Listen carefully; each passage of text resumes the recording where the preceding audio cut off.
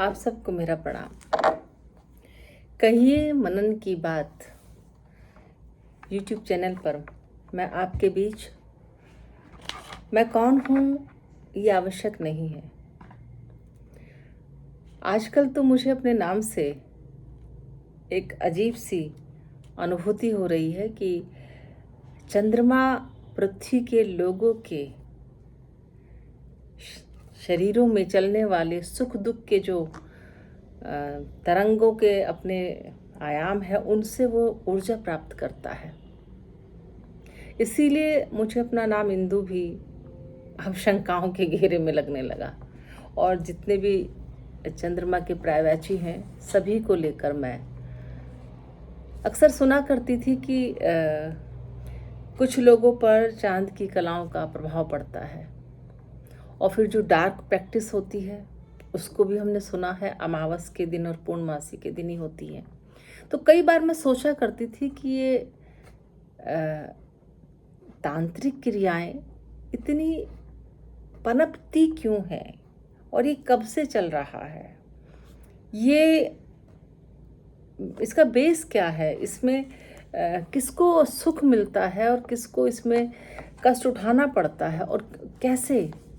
अक्सर सुनते हैं अरे फलानी ने उसकी पत्नी ने उसको कुछ खिला दिया, या उस प्रेमिका ने अपने प्रेमी को पाने के लिए उस तांत्रिक के पास गई। ऐसी बहुत सारी बातें, लेकिन सचमुच ऐसा हो रहा है।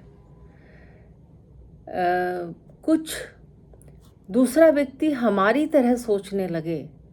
ये कुछ ऐसा है कि जैसे हमने उसके शरीर में कुछ अपना एंटर कर दिया हो। क्या हो सकता है वो? क्योंकि हमारा बहुत सारी चीज़ें अलग अलग हैं, तभी संतान का जन्म होता है, विभिन्नताएं आती हैं। खैर, मैं आती हूँ कारणों पर। कैसे होता है उस पर मैं भी आपसे कोई बात नहीं करूँगी, क्योंकि स्वामी दयानंद जी ने कहा है कि ये सब अविद्याएं हैं। जो आनंद को छीनने झपटने की बात करे वो सब अज्ञान है। और वास्तव में डार्क प्रैक्टिस केवल अज्ञान के कारण ही होती है। चाहे वो रावण को हो। रावण कितना भी पढ़ा लिखा था, कितनी भी विद्याएं अविद्याएं या मायावी ज्ञान उसके पास था, लेकिन उससे कभी कुछ बेहतर नहीं होता है। हमेशा जब हम दूसरों से श्रेष्ठ होना चाहते हैं, प्रतिस्पर्धा में रहते हैं, अहंकार में रहते हैं या भय में रहते हैं कि हमारा भविष्य क्या होगा, उसी समय हम परमात्मा को नकार देते हैं। हम अपने अस्तित्व को नकार देते हैं। हम अपने अंदर की सद्भावनाओं को नकार देते हैं और हम भयभीत प्राणी हो जाते हैं। उस भय के कारण हम किसी को जीवन साथी बनाने के लिए कोई अपना कभी वाक्पटुता का, कभी देह का, कभी सजावट का, कभी ख्याल रखने का, बहुत सारे तंत्र और अस्त्र छोड़े जाते हैं। और वो सब माता पिता की ममता पर भारी इसलिए पड़ जाते हैं क्योंकि माता पिता ही रहेंगे ना। वो तो कभी बुरा सोचेंगे नहीं बच्चे का। हालांकि आज के समय में लोग कहने लगे हैं कि कलयुगी माँ बाप होते हैं, लेकिन वो जानबूझकर नहीं होते, वो अज्ञानतावश होते हैं। अब आप कहेंगे कि भाई माँ बाप को अज्ञानी नहीं होना चाहिए, तो अज्ञानी माता पिता ना बन सके इसके लिए उनके विवाह की व्यवस्था होनी चाहिए कि ज्ञानी व्यक्ति ही ज्ञानी से विवाह करे। तो फिर तो बहुत कम लोगों के विवाह होंगे और आगे नहीं बढ़ेंगे। तो ये भी व्यवस्था शायद विकास की जो गति है उसको बाधित कर सकती है, या इससे भी ज़्यादा कोई व्यवस्था हो सकती है। एक माता मदालसा हुई हैं, उन्होंने ब्रह्म राज्य बनाया है और ये पुस्तक है मेरे पास। इसमें बहुत सारी चीज़ें हैं, बहुत सारी संस्कृतियों की बात है, नागलोक तक की भी बात है। जब मदालसा को शायद सर्प ने काट लिया था और उनको बहा दिया गया था, फिर वो नागलोक में जाके रही थी।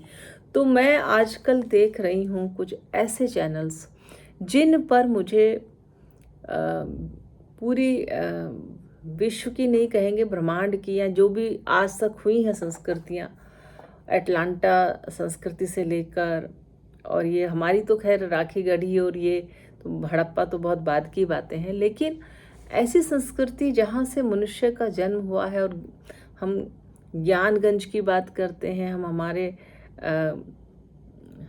जो बहुत गुरु हैं, जो सद्गुरु हैं, जो ऐसे ऐसे गुरु हैं जो मानव की संस्कृति को आगे बढ़ाने के लिए अपने सानिध्य में लेकर मनुष्य की सहायता कर रहे हैं। तो ऐसे में हम सबसे पहले तो हम सभी गुरुओं को नमन करते हैं, और उनकी बात चर्चा करने से पहले मैं यही कहना चाहूँगी कि बहुत ही आंतरिक भाव में मुझे बहुत श्रद्धा है सभी के प्रति, और साथ साथ जो कभी कभी नाराज़गी होती है, ऐसा नहीं है, तो फिर ये ऐसा लगता है कि जो भी गुरु उपस्थित होते हैं वो हमारे मानव के मननशीलता और चिंतनशीलता के आयामों के अनुसार ही आकर उनको दिशा देते हैं या उनको घेराबंदी करते हैं, ऐसा मुझे लगता था और ऐसा शायद है भी। तो ऐसे में उन लोगों का क्या होगा जो लोग आगे बढ़कर अपने चेतना के मार्ग पर निरंतर चलते रहना चाहते हैं, जो सहयोग चाहते हैं लोगों से, या सहयोग करना चाहते हैं, या काम के अवसर चाहते हैं, लेकिन उनकी शक्ति और उनके काम कैसे आगे बढ़ेंगे, उन सब लोग के लिए एक बहुत बड़ी बाधा है डार्क एनर्जीज या डार्क प्रैक्टिस कहूँगी मैं। एनर्जीज तो खैर रहती हैं, तो उसमें मैंने कहा ना कि चंद्रमा भी उसमें आ गया है कि चांद को भी अंधेरा चाहिए चमकने के लिए। तो क्या हमें अज्ञान का अंधेरा करके ही चंद्रमा की शीतलता चाहिए, या हम अब प्रकाश तो मैंने अभी कई वीडियोस में देखा कि क्रिस्टल का प्रकाश होता था जो एब्जॉर्ब करता है, वहाँ सूर्य की भी आवश्यकता नहीं है। तो हमारे पास बहुत सारे तरीके प्रकाश के हो सकते हैं, सौम्यता के हो सकते हैं। हमें बहुत तेज़ अगर हम बीमारियां ना करें अपने, तो हमें बहुत तेज़ प्रखर सूर्य की किरणों की भी उतनी आवश्यकता ना पड़े कीटाणुओं को मारने के लिए, विनाश करने के लिए। तो ऐसे में बात आती है कि हम एक स्वर्ग की कल्पना अगर करते हैं जहाँ सबका उत्सर्ग हो, जहाँ सभी लोग कि ऐसे नवरस नवरंग में रहें, जहाँ निरंतर चलती रहे मति की गति, चलती रहे। बात आती है कि मनुष्य बोर हो जाता। अभी तक जितनी भी संस्कृतियों का मैंने कई यूट्यूब चैनल्स का जब स्टडी किया, तो अभी तक जितनी भी मानव सभ्यताएं से पहले भी सभ्यताएं जो हुई हैं, जिसमें अटलांटा के बारे में कि वहाँ तो मानव अलग ही तरह का था, उसके बाद महामानव भी हुए हैं, और बुद्ध तक आते आते तो खैर बुद्ध की बात तो अलग थी, लेकिन उन बुद्ध को सनातनी नहीं कहा लोगों ने, उनको कौन सा धर्म था मुझे भी याद नहीं आ रहा है, कुछ कल मैं देख रही थी एक वीडियो। तो बात आती है कि बहुत सारी सभ्यताएं आई, और अभी भी सब मिक्स में हमें बहुत सारी पता चलती हैं कि भाई ईसाइयत ने ये कहा है, और बहुत सारे जो जीवन दर्शन के फिलोसफर्स हुए हैं, वो जहाँ पर दूसरे डायमेंशन में जहाँ पर सिद्ध पुरुष हैं, जहाँ पे संबोधि जिनको कहा जाता है, संबोधि का पूरा अर्थ क्या है वो तो मैं देख के बताऊंगी, लेकिन जिनको बोध हो जाता है और अपने होने का एक अलग, जिनको अपनी एक यात्रा दिखाई देने लगती है, और वो अपने आप को कहीं उपस्थित करके समाज के काम आते हैं, तो ऐसे लोग समाज को एक तरंग दे के जाते हैं, ज्ञान की तरंग। तो क्या ये जो डार्क प्रैक्टिस करने वाले लोग हैं, ये ज़्यादा से ज़्यादा क्या कर सकते हैं कि हमें ये चीज़ मिल जाए, हमारा ये महल बन जाए, हमारे अकाउंट में इतने पैसे हो जाए, हम ये कपड़ा पहन लें, हम ये खाना खा लें, या हम मतलब या फलाने लोग मेरे कब्ज़े में रहे, मेरी मेरी चलेगी। जैसे कि आजकल चल रहा है कि भाई भीड़ तंत्र को सिंबल की राजनीति से कंट्रोल किया जा रहा है। फिर उनको डराने के लिए फिर इस्लामिक ये और फिर बहुत कुछ हो रहा है, उस पर क्या टिप्पणी करूं मैं। तो डार्क प्रैक्टिस करने वाले लोग वही होते हैं जो सत्ता के माध्यम से या कैसे भी लोगों पर कंट्रोल करना चाहते हैं, उनके मस्तिष्क को अपने कंट्रोल में रखना चाहते हैं। तो बात आती है कि नियंत्रण में कौन रहना चाहता है। जिनकी चेतना विकसित ना हो पाए उनको तो रहना ही पड़ेगा, लेकिन अगर आपकी चेतना आपको नए आयामों से जोड़ना चाहती है, आप आंतरिक रूप से अपनी मति को गति देना चाहते हैं, और तो वहाँ पर एक सूत्र याद रखिए, अति सर्वर्थ वर्जते। चाहे वो सतगुण हो, चाहे रजगुण हो, चाहे तम गुण हो। बिल्डिंगें भी बहुत कितनी ऊंची आप बनाएंगे, तो कुछ ऐसे तरीके से सूत्र बनाए जाएं जो घर भी हो, मिट्टी भी हो, सुखी भी हो और रसरंग भी हो जीवन में। और हमारी ऊर्जा जो आज आंदोलनों में लग रही है, जो आज विरोध में लग रही है, वो क्रिएशन में लग जाए। क्या ऐसा संभव है? तो इसके लिए आप कुछ ऐसे यूट्यूब चैनल्स भी देखिए। ध्यान में तो आप जाएं, लेकिन ध्यान के साथ साथ ऐसी जानकारी भी आवश्यक है जो आपको आपके होने का और आपकी उपयोगिता, वर्तमान में आपकी उपयोगिता को आपसे आपके संज्ञान में लाएगी, आपसे परिचित कराएगी। तो ऐसे में बात ये है कि हर घर की बात है। मान लीजिए मेरे घर में ही है, मैं ये सोचूं मुझे ये चाहिए, इतना बड़ा मकान चाहिए, ये सुख चाहिए, जो लालसाएं हमारे मन में, तो वो उन लालसाओं को मनन की तरफ जोड़ना है, सर्वे भवन्तु सुखिना की तरफ जोड़ना है। ठीक है, तो ऐसे सूत्र याद कर सकते हैं।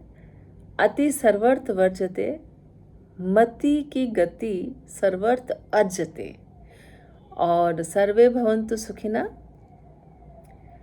और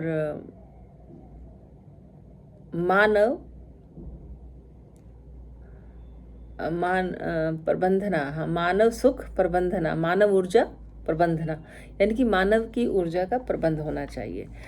तो जब मनुष्य को अपने अंदर एक नई नवीन ऊर्जा महसूस होगी, तो वह उस अनुभूति से कुछ करेगा। लेकिन जब तक मान लीजिए हमारे पास चंद्रमा भी है जो हमारी ऊर्जा का शोषण करते हैं, अवशोषित करते हैं, और तो ये दिन सबके ऊपर आ रहे होंगे कि बॉडी में बहुत कम ऊर्जा महसूस होती होगी, या अगर वो ध्यान भी करें तो भी ऐसी बाधाएं चारों तरफ से आएंगी कि आपको ऐसे लोग घेर लेंगे कि जो आपके काम को नहीं समझेंगे और आपके शब्दों की बेचैनी कुछ विचलित कर सकती है, आप दूसरे को कर सकती है, आपको कर सकती है। तो ऐसी अवस्था में सबसे अच्छा सूत्र मुझे जो लगता है वो ये है कि कुछ भी हो जाए शांत रहिए, कितना भी नुकसान हो जाए, कुछ भी हो जाए, और ये सोचिए चलिए वो भी कोई अपना ही रहा होगा। ये ब्रह्म राज्य माता मदालसा में के राज्य में था कि जो कोई किसी का सामान ले भी लेता था तो वो वहाँ के लोग कहते थे कि कोई बात नहीं, उसको ज़रूरत होगी, कोई बात नहीं। तो ये जो आवेश ना आना, आक्रोश से स्वयं को बचा लेना, ये भी ध्यान की प्रारंभिक स्थिति है। यहाँ से ध्यान प्रारंभ होता है। ऐसा हमारे घर में हम करने का प्रयास करते हैं, लेकिन फिर भी ऐसे गुरु की आवश्यकता मुझे हमेशा रही है जो अंदर से जो ऊर्जा, जो चेतना तक पहुँची है, जो सामाजिक स्तर पर जिम्मेदारी लेने में, स्वयं अपनी भूमिका निभाने तक पहुँची है, उसको आगे कैसे सर्वे भवन्तु सुखिना के लिए कैसे उपयोग में लाया जाए। ये मुझे लगता है कि महाअवतार बाबा जी शायद मेरा ध्यान रखेंगे और मुझे दिशा देंगे। और उनकी गुफा में जो लोग जाके साधना किए हैं उनके नाम मैं देख रही थी, बहुत लोग हैं, लेकिन सबके अपने अपने प्रभाव हैं, अपने अपने काम हैं। तो हम जो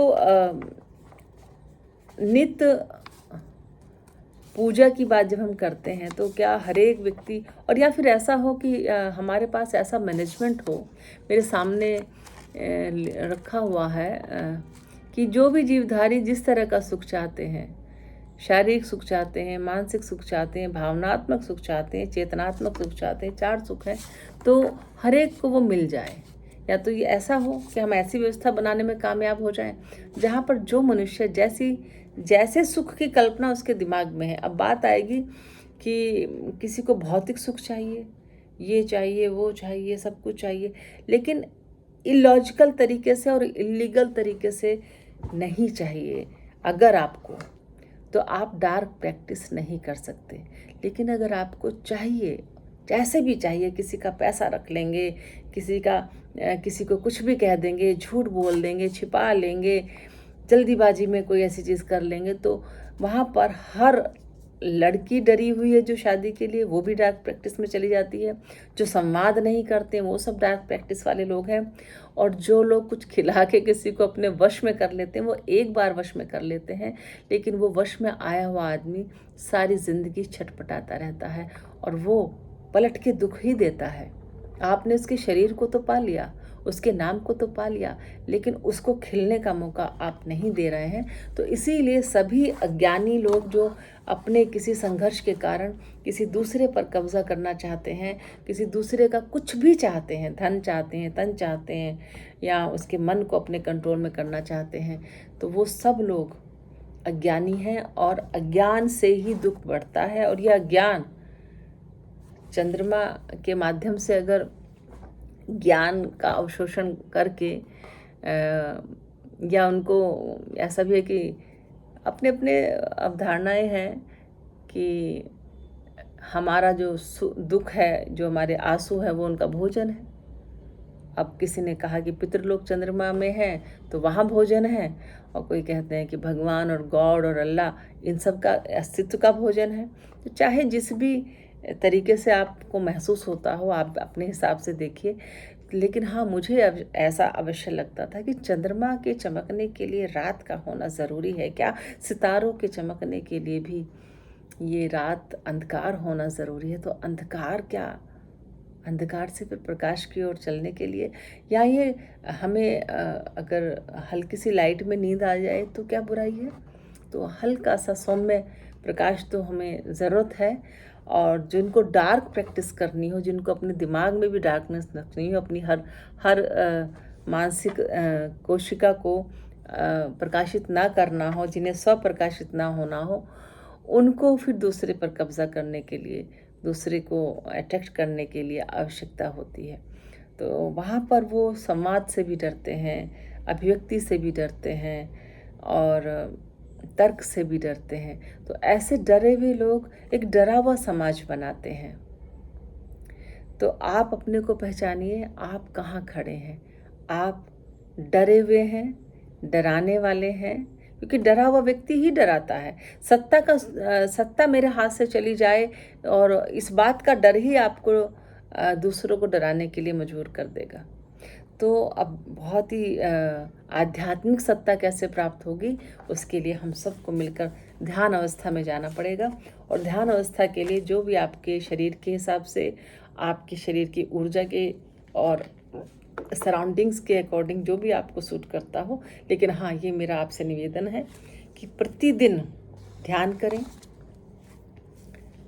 ध्यान के बाद मनन करें, लिखें, और मनन करने के बाद फिर आगे जो भी चिंता आपको लग रही है उसके लिए चिंतन कर लीजिए। ठीक है? तो अगर मेरी किसी बात पे कोई कमेंट ऐसा लगे, या आपके अंदर कोई ऐसी बात मेरी बात को सुनकर आए, तो अवश्य लिखिएगा। मैं प्रतीक्षा करूँगी कि देखें अब कहिए मनन की बात के बाद चैनल को कितना हम समझ पा रहे हैं और कितना इसकी उपयोगिता आगे सिद्ध हो रही है। ये आप लोग की प्रतिक्रियाओं पर ही आश्रित है।